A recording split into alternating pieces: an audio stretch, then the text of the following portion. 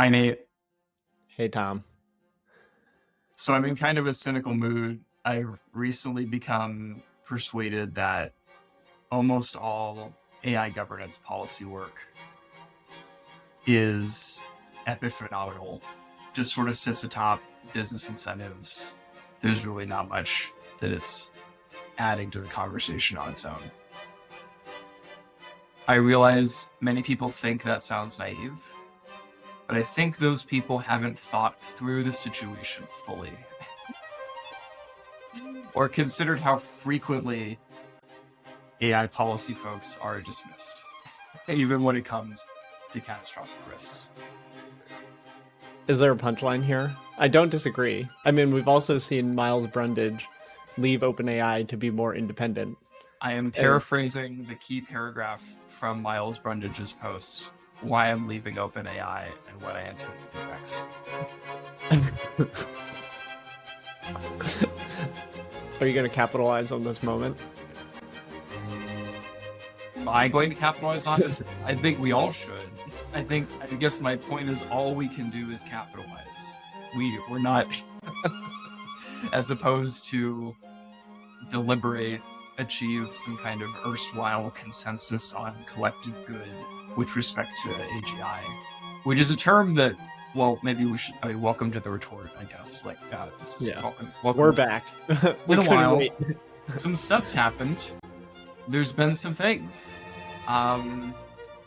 Yeah. So where to begin with that? So the state of the world's a little bit different than it was.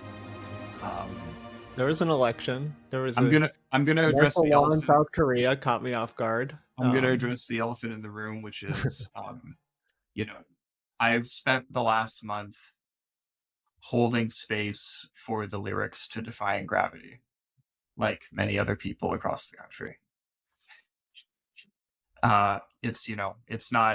It's something I've seen a few posts where people have been doing this. As somebody who, occasionally interacts with queer media, I'm aware, I'm with it. And so I've been spending the last 4 weeks or so doing that. My wife and I both, I should say. And sort of taking a break from, personally, been taking a lot of break from politics, which has been kind of refreshing, but that'll change, I think. And celebrated Thanksgiving, which, Nate and you were just briefly, I guess, mostly chatting about your Thanksgiving. Great American holiday. Stand by it. Yeah, great American. It's probably the greatest American holiday, right? I mean, what's the competition for that? Exactly. Memorial Day? Various Memorial, Labor, something day, Halloween. It's a secular holiday for expressing gratitude. Yeah, I mean, you can't really do much better than that, even conceptually. And it's a nice idea. I did a turkey trot. This is like probably what Nate does every morning, but I do it once a year. I didn't do a formal turkey trot this year. Yeah, I was in DC, so it was kind of cool, actually. It was a 5K on the National Mall and kind of in the environs of the Capitol building. So that was kind of cool. And then I celebrated Thanksgiving, fairly big Thanksgiving, 25 people or so, in Maryland with. So my grandfather had, like, this is going to sound more sordid than it really is, but my grandfather sort of had like two families. He had one family that he had a couple kids with. He got divorced very young and then had a separate family, and they're pretty like segmented. Like they don't interact much with the children, don't interact much with each other. But this was my first Thanksgiving since like 95 with like the first family of my grandfather. And yeah, that was actually quite heartwarming and quite cathartic, because it turns out we have a lot in common, genetically and otherwise. So it was actually really restful. Good Thanksgiving for me. Mine was simpler. Mine was 7 people, which is immediate family and plus ones and an adopted family member type of thing. So that's smaller. That I think it's good for people to take time and do these things. I think we're coming towards the end of the year, which there will be a wind down. OpenAI is doing OpenAI things and announcing that there's going to be the 12 days of OpenAI. I really hope they release some like Christmas song to this and just lean into the cringe. I think that's what they do best sometimes. We will probably get a lot of things that are expected. We'll probably get like Sora O1, full O1. Like when they released O1, they called their models the preview models. They'll say something not preview, some jargon. I don't expect anything transformative. GPT-5. That would be really funny if on the last day they did that. It's kind of crazy. But who knows? Largely, I think AI has sustained this year, which every year the bubble does not pop in terms of usage is just a big, I think is a big story. Like ChatGPT continues to grow in the number of users. Other people are have users on their various apps. The whole economics of it is tense, I would say. I think a lot of the narratives continue to rely on the economics. I think there's this kind of thing of massive fundraising going through the likes of OpenAI, going through TSMC and NVIDIA to keep pushing chips to greater and Yeah. greater heights. Eventually that will correct. I think that's the greatest analogy to the kind of dot-com boom where we're building out the infrastructure. In terms of chips and power, I think spending more time on the power dynamic is always interesting. Like there's now been a lot of large tech companies entering into agreements to build nuclear reactors to power their services. Like Yeah. those physical infrastructure things do not go away. I think Meta had started getting permitting to lay its own fiber in the ocean to connect multiple continents with high speed internet. Like these types of infrastructure Yeah. are not going away, and these companies that are building them are not going away, whether or not the AI does. So, like from a technologist's perspective, I think having this infrastructure is good. I don't love the stuff that like Elon's data center are doing, but I actually think that one data center powered by a bunch of diesel trucks is probably a blip in the big scale of things. I don't, it's not worth getting caught up on. I just think like energy is a large driver of international progress. So we're It's a gonna, huge it's a huge driver. Yeah. Yeah. so it's almost like that is like that's probably the biggest story of AI in the year is like how committed to building out physical infrastructure Yeah. these companies are. And then there will be political changes, there will be international strife and differences across borders. But like if that's what it's going to be, I think there's going to be a lot of downstream like positive infrastructure, positive impact just by having better infrastructure to build the future on. I feel like the lesson of this year, it's become pretty stark in the last, yeah, even last few weeks or month maybe. But yes, seems to me like the major lesson from the year is that we're living in an infrastructural moment. There's just certain, you named several dimensions of this, but yeah, like just to zoom out a bit, there just are certain things that need to be built in order for any of this AI ecosystem to even sustain itself and let alone continue to like grow, metabolize.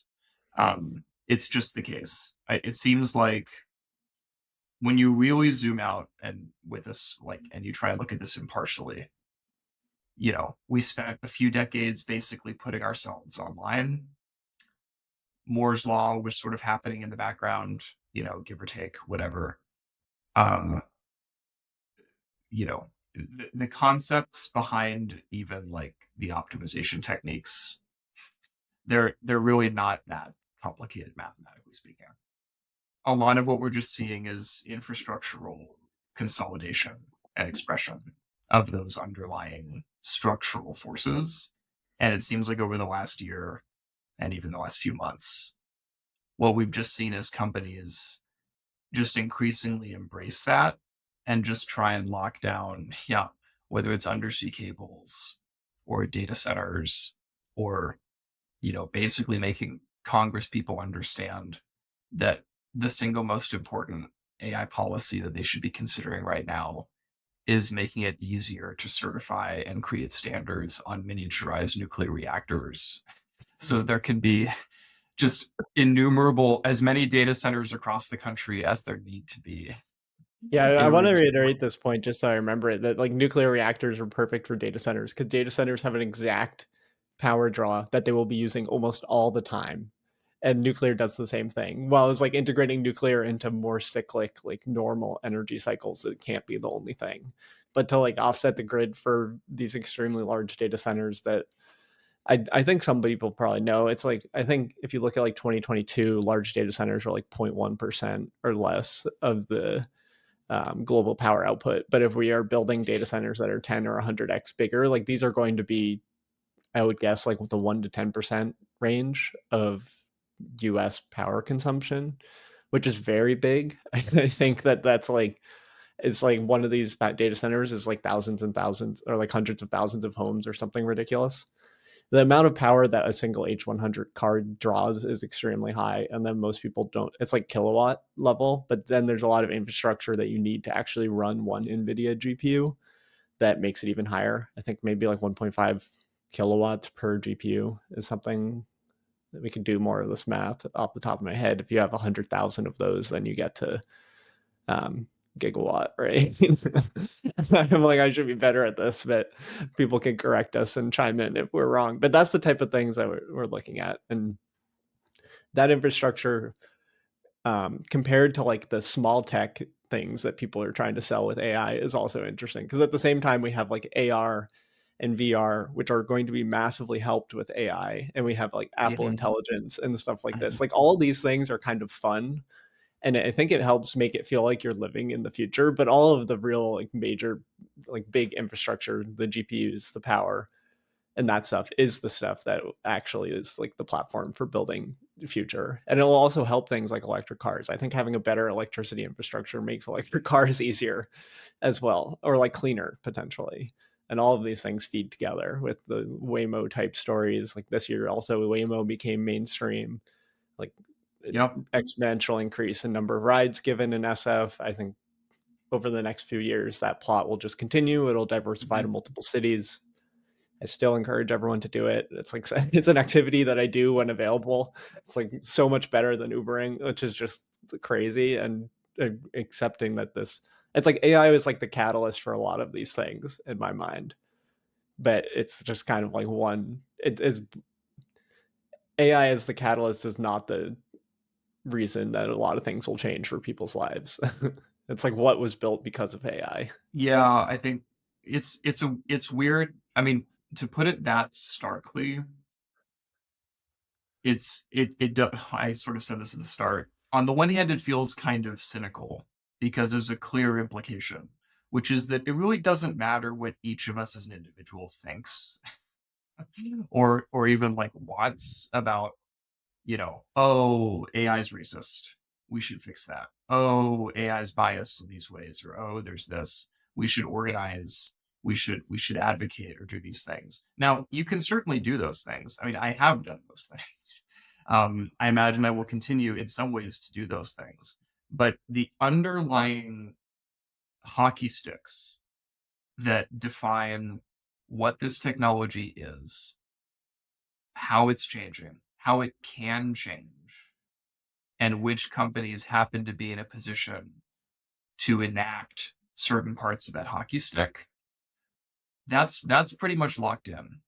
It's based in energy needs, data needs, compute needs, financial needs that It's exist regardless of the player. I, The I the feel like rules that of this game are kind of baked in at this point. And yeah. so that's as I said, in a sense it sounds profoundly cynical to just really soberly assess that this is the rules of the game, that whether or not you like it, we're all playing by. On the other hand, it does clarify what it would really mean or what it could really mean to make a difference, which is you play that game. You find out where there are roles in that game that either haven't yet been filled or that aren't yet seen as mattering, right? So, like, again, baseball has fairly well defined rules, but it still matters if you're really, really good at stealing bases. Even though that's like kind of a metagame, you have to like have this like acuity of like fucking with the pitcher. But there are people who make careers out of doing that. Like they're good at it. And that's because they know that that's a gap that if they're the best at doing it, they can run up points. I think the analogy isn't clear on how those people do it outside of the like big companies. I also think this is like a recurring a commonality across the other like infrastructure analogy I was talking about is like it seems to a lot of people in SF that there are more companies that are actually relevant, where all these famous researchers have their own company that they've started in the last 18 months or so. And we've already seen some of them get reacquired by big tech or essentially scooped out by big tech. And this is like those companies and a lot of the Silicon Valley ecosystem and how it manages, I don't know, compensation or building out new ideas. Like startups build out new ideas that are too risky for the big tech companies to do internally, and then they get acquired. Like all of these companies are getting funneled back into big companies or going defunct if they're doing anything big. And the only exception is really OpenAI.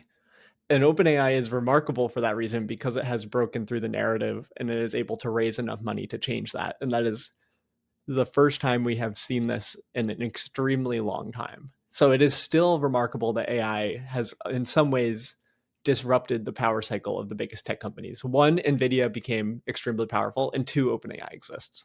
So among the like Facebook, Microsoft, Google, Apple, like among those and Amazon, it's very rare to have new entries. So now we have two more, and that does substantially change how the economy works. And but most of the small things within SF and the startups like are feeding these.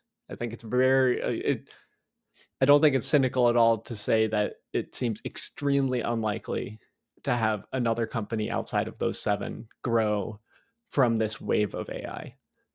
I think if you had seen like I think like I don't know if you count Tesla. I think if their autonomous vehicle goals are achieved, they could reach the scale. I think like autonomous driving could be one of those.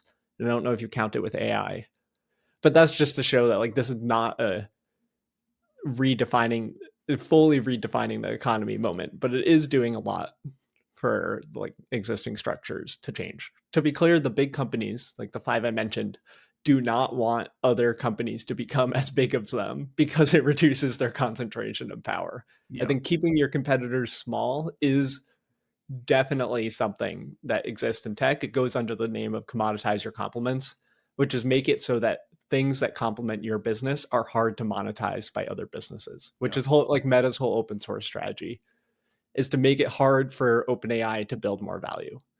And like Mhm. that's trying to kneecap them. And I think that it's like looking at 24, there's no it seems like Nvidia will stay. I think there will be a correction, but it's going to be closer to being a big player than it is to being like a Salesforce player, like Well, a again, player that is big yeah. but not defining. Again, it's about infrastructure. So I think it's, it sounds like you and I are largely on the same page about the baseline for this conversation.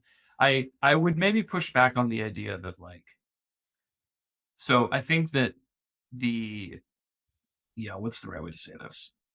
It's one thing for there to be basic infrastructural commitments that have to exist in order for this technology to continue to evolve in any kind of intelligible, coherent way.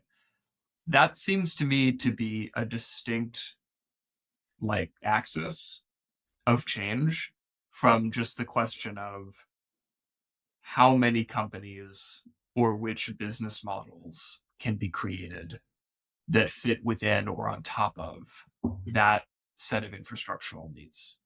Well, So I think it has to be related because it's more money than the government can spend. they're Like those definitely companies related. can spend Yeah. more. They're related. They're obviously related. But part of what makes OpenAI impressive, as you said, is that they've been, I mean, frankly, just willing to do certain things that the existing major players were not willing to do. I mean, ChatGPT itself is the most obvious example of that, right? That it wasn't state of the art. It was, if anything, it was a state of the art interface or product. They were just willing to deploy this in a way that Google was afraid to, right? That was the kicking the door down moment. And we've been living now. It's been we just celebrated I didn't see others celebrate it, but it's now 2 years old, right? That was November 30th, 2022, that ChatGPT went live, and I guess the world changed. But since then, OpenAI has continued to embrace this kind of role of being the hype man for this new kind of infrastructural capability. They're often the first to push the envelope, nudge the Overton window farther and farther, and they're willing to take on more risk as a result. Now, I'm not saying that's good. I do I'm think not their risk saying tolerance has gone down. Like they haven't shipped Sora. that was interesting. Yes, I mean they're testing the boundaries, and they are seeing, and you would expect this. They're sometimes seeing that when you test boundaries, that is not always a good idea because you're gonna challenge certain interests. You're gonna make certain kinds of people uncomfortable, knowledge workers or people who provide either certain kinds of data or need certain kinds of commitments to be really thought through before you just move this stuff. But in a sense, what we've seen over the last 2 years with respect to these market dynamics is that that's still a less risky strategy than the kind of incredibly conglomerated product machine that you are beholden to if you're at a place like Google, say, right? Where if what you're really concerned, like the whole Gemini controversy that happened, that was just like earlier this year when they first released that stuff, it was a hot mess, and it was a hot mess, ironically, because not because they deployed something so much that that they hadn't thought much about, but that they had thought too much about. They had tried to like just create too many optics around what those outputs could be, what the interface was like, what relationship will this have with public perception. And the result was that it just no one really liked it very much. And so it went viral almost instantly. Do you think this type of thing crosses company culture? I feel like Meta's taking more has been taking risk. I think back to I read a lot of Ben Thompson's Stratechery, and a few years ago, I think in 2022, he had an article that was titled "The End of the Beginning," which is like essentially is explaining why big tech companies are so powerful and don't need to take risks to make so much money. And before AI, the end of the beginning was a wonderful summary for where we were. Like the iPhone was mature, Google and Apple and Meta all had their niches and everything Yeah. was fine. But now, like AI, it does not like I looking at AI, it's like, okay, the end of the beginning looks more like a prelude to where we are now, which Yeah. I think it's good for the long term of like building things and actually like America to have innovation happening here. But it is something that comes with a lot of bumps along the way. Well, I think what's I would dial that back a little bit in the sense that, like, yes, I guess if America, and credit to Miles for, I guess, being relatively gung ho on what he calls Western countries for being ahead of the curve, if you want to call it that, relative to the quote gas in the tank that autocratic countries have.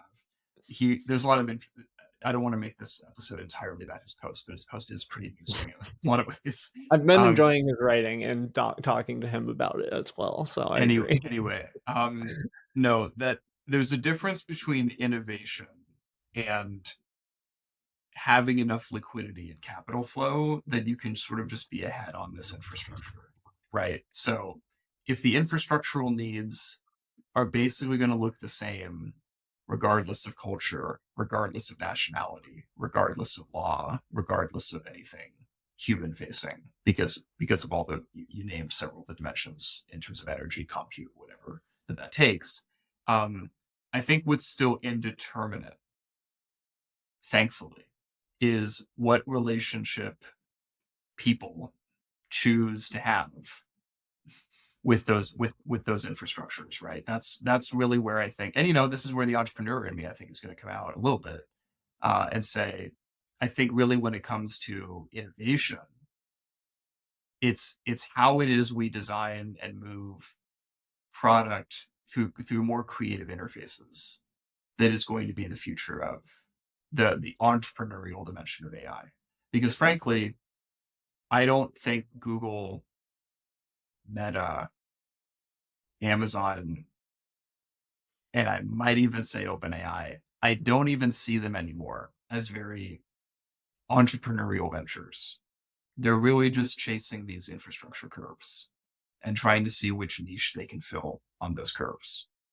I think that what innovation will increasingly mean is, can there be creative out of the box ways for people to interact with these tools that these companies are just not pursuing because they're so busy locking down, I, you I know. Yeah, I do think there's so much more small companies without needing VC backing that can be built. I think there's just so many services that people would pay 5 to 50 to $100 for that can be made by just being smart about how you put AI together and having a really controlled interface and handling the product, but not needing any um, like you don't need to raise $10 million from a VC company to make these products. And that is a You very don't. different economy to Yeah. visualize, and one that I hope people support. But even just trying to manifest that is not easy. Like, what does like You're how does telling me. that come about? Like, how does that transition from something that is a Bay Area, effectively like a Bay Area hacker culture, to something that happens nationally? And I think a lot of the narratives around agents are trying to make it so that these big companies have platforms where they take the value from people doing this, where like they make it so people can quote unquote buy agents from Salesforce that do most of this and like are the bread and butter. So there's just like different layers of the stack, and we don't know exactly how many layers are going to get put on top of like what is just a language model serving No, as a we new don't. form of computation. We don't. I think that's a powerful opportunity for innovation. I think that's a powerful opportunity for, like, I don't know if that specific dimension of it is as locked in as the fundamental, the infrastructure fundamentals. Um, because again, that's really a story about what kind of relationship or set of relationships we are going to have either as consumers or as citizens or as members of like some collect or as like workers as part of some company, let's say. um, there are fundamentally different dimensions of identity that AI is now in a position to remake, but that itself does not mean that all of those forms of identity are determined by whatever can fall out infrastructurally. If anything, the infrastructure is just a way to newly interrelate what we want to be when we're working, when we're playing, when we're socializing, when we're doing whatever it is we want to do.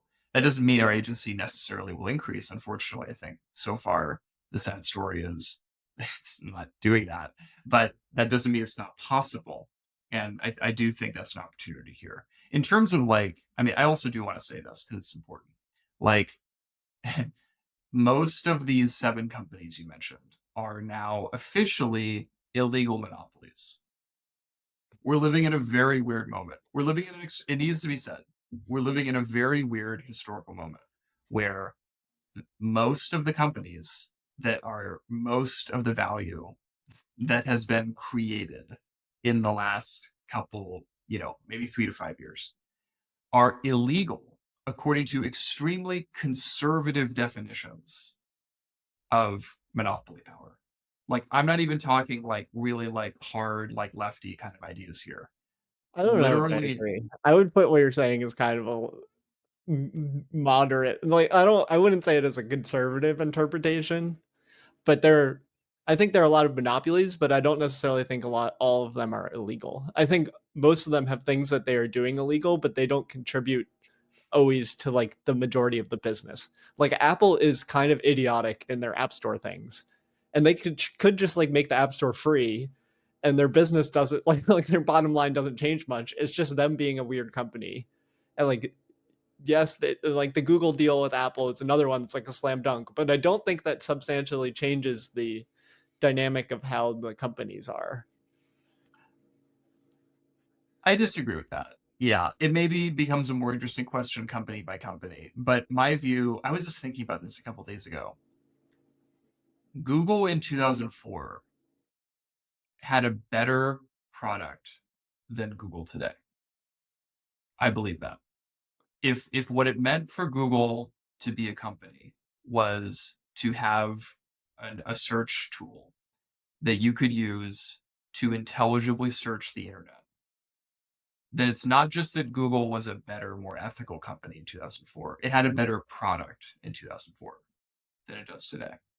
If I did a Google search in 2004 for almost anything, I would argue that I would be almost across the board more satisfied with what came out of my search in 2004 than what came out of almost any search I could do today.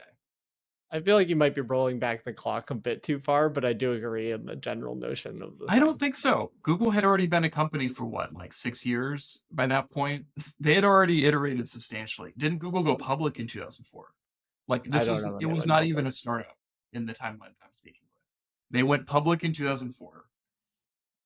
Their product then, if the criteria for what made a good product for Google is how good is it at making you able to search the internet for things that you're trying to find, I don't think there's any question that Google was a better product, a better company, a better source of value 20 years ago than it was Well, it's a today. source of value for the users, but I don't think they knew how to monetize it. Like, I don't know if they were profitable in You know, 2004. people always say this. They're like, yeah, well, there was epistemic kind of ignorance of like, well, the internet's changed. It's like, well, the internet's changed because the internet wrapped itself around Google.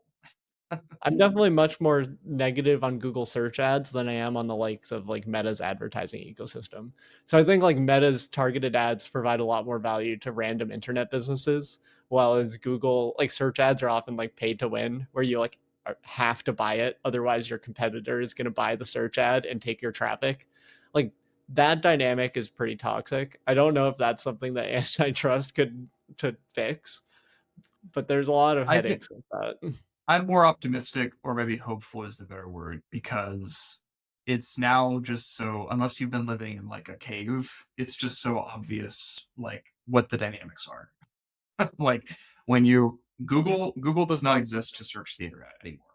That's not what it is. Google exists to consolidate the internet. That's the essence of Google. That's the essence of their product. That's the essence of the Gen AI that they're building. Like it doesn't, and you could talk to individual people at Google and say, well, that's not what I want to do. That's not. Well, the incentives that define your organization are to constantly and consistently push in that direction. It's not personal. I feel like That's just what you are. you're underappreciating how much value is gotten from advertising. So I don't know how the math works on Google, but I know on places like Meta, marketing agencies make models for how much a certain click is worth. And then they go to Meta with an ad and they say, we're willing to pay this much because we know if we pay this much, we will make a profit. So from this line of work, if you apply it to Google, it's like these are creating value in the economy by putting traffic into businesses where that traffic is worth more money for them. I don't think it's a good product. Like I think it's worse for the user. But if you're taking like a purely like economic growth perspective, it's just like the user pays the tax for economic growth. I think you just circled yourself into my argument. I mean, I completely agree with what you said. There's a difference between creating value and extracting rents. And I think the ugly truth here is that in 2004 and before that, Google, for the most part, was a company whose viability depended on creating new sources of value, unlocking new sources of value. More or less since then, Google and Facebook and now Meta, whatever, largely exists to consolidate the kinds of value that their platforms have already succeeded in unlocking. And that mainly takes the form of extracting rents. And This you're is like right what the that, end of the beginning argument was, but just like tech is now boring, which in that regard, I agree. I yeah, just my don't know stance enough is a bit about strong. antitrust I think or it's the monopolies. tech's not just boring, but kind of noxious and kind of and extractive. But yes, I mean boring in the sense that it's big tech is structurally no longer innovative. I think that's my stance. Structurally, it is investing in infrastructure along the ley lines that you articulated. There are ley lines, to bring it back to alchemy again, that define where AI is going. And the closer you are to those lines, the more control you have over them. I mean, literally, if you're laying undersea cables, that's what those are. But like, that's what you're doing, and that's a zero sum world because you're either the person laying those lines or you're not, and there's only going to be so many. But I think that's now been decoupled from this other question, which is what are the new kinds of value that this infrastructure will unleash? And actually, I don't think the companies that are locking down the infrastructure have enough time or attention or frankly creativity to worry about that dimension. And that gives me hope because But then why what does that this means make is, them illegal monopolies? Like, I agree that they're potentially toxic, but I don't know how that makes them illegal and monopolies. well, I would, you can talk to the Department of Justice, you can talk to the FTC about the details of what cases they're pursuing against these different companies. The answer to that does look somewhat different per company.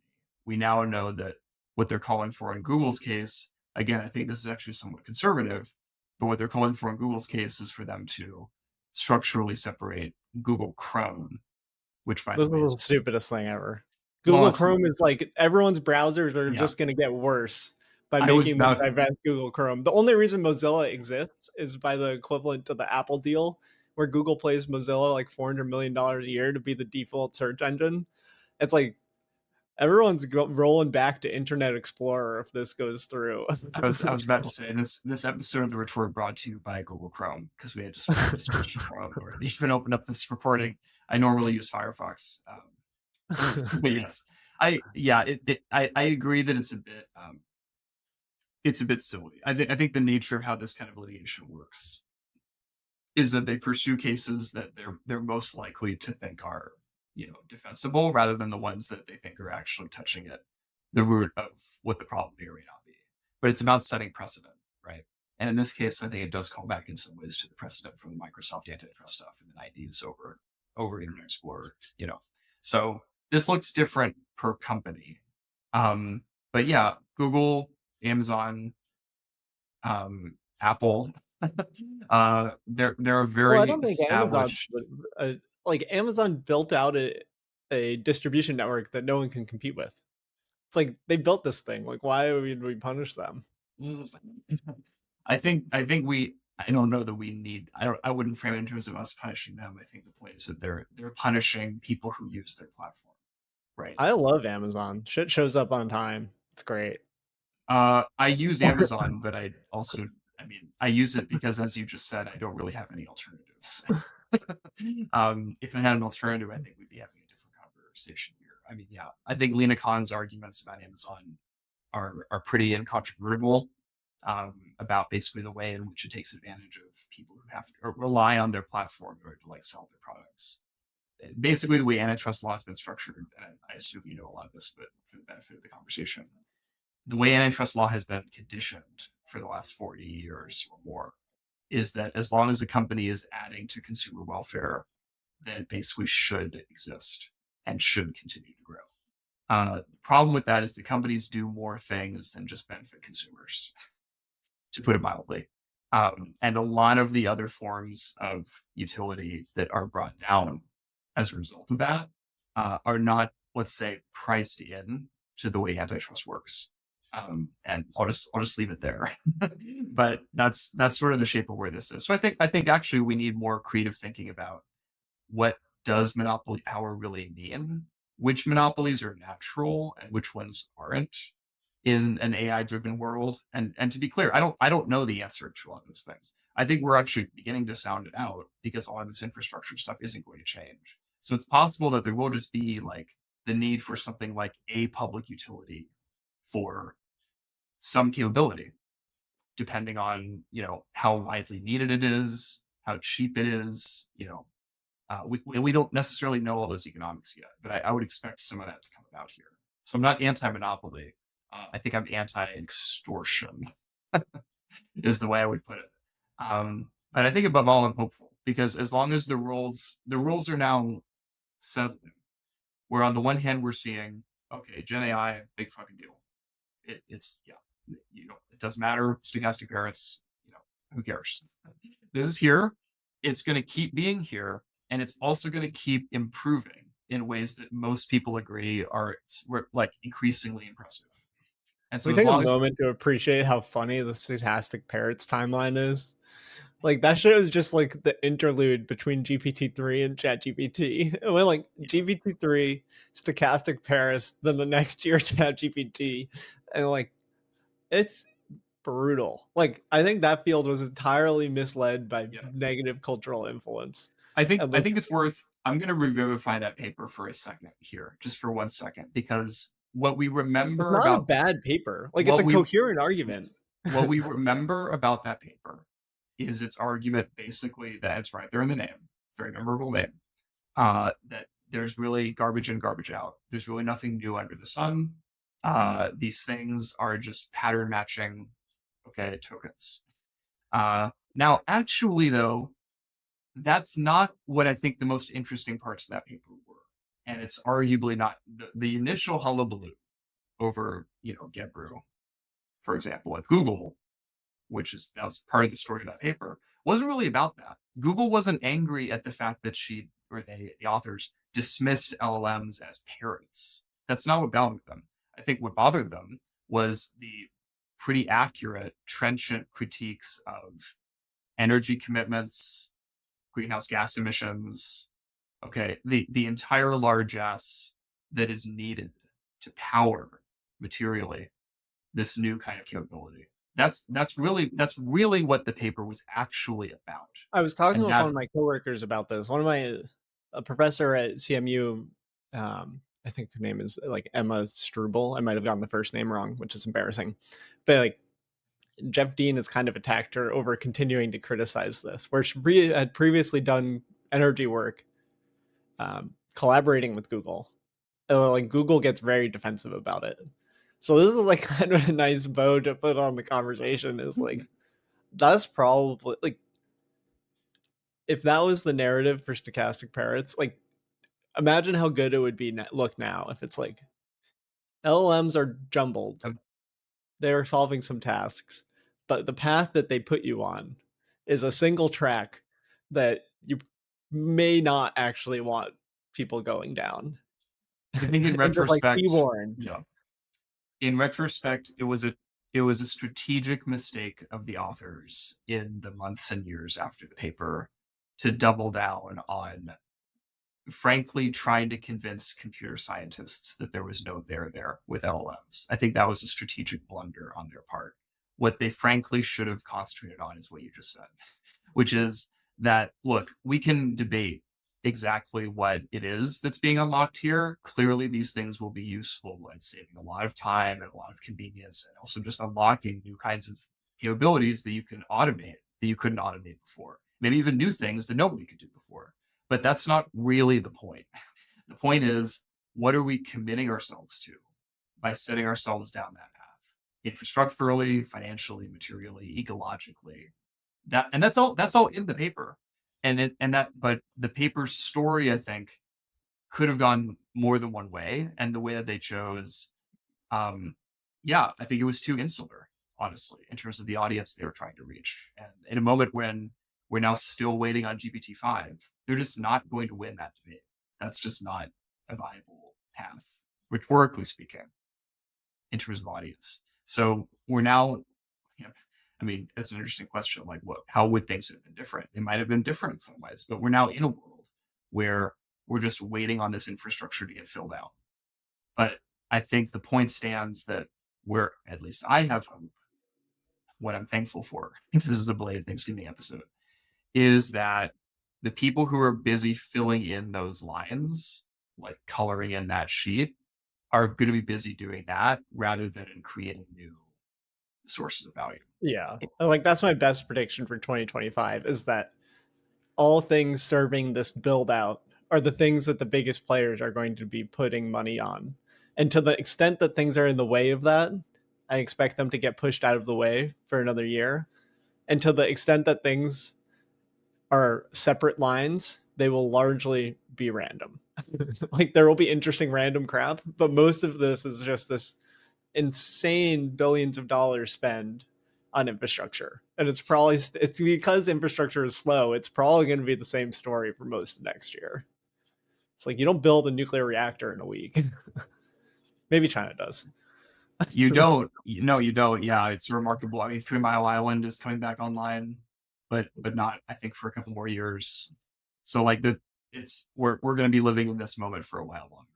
Of and we'll see. And I'll say this, and maybe we can close. At least I'll close with this. Like the last time a moment like this happened, at least with nuclear, yeah, I mean there were serious uh, citizen groups, civil society groups that got pretty fucking angry about it. They're still out in They, Berkeley.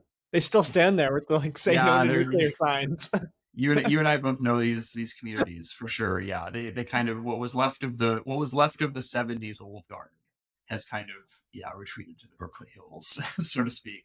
But no, I mean we may very well see a restoration and a reinvention of a lot of that style of critique, because at the end of the day, I still feel it's about people and what people will choose to live with, what they're willing to live with, and what they will live under.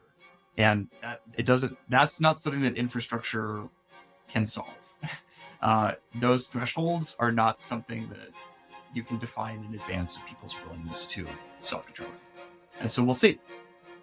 We'll see, depending on how this drags out, what will happen there. But it's probably not going to look like what it looked like in the 70s, because we're so pathologically online now. Yeah, and we have a different political environment that when we transition the retort into the new year, I'm sure that there's going to be more, at least, media influence of politics on AI. I think to be continued. Yeah, I think the Biden administration, whether or not you like their policies, was not particularly loud about it, which I think was good.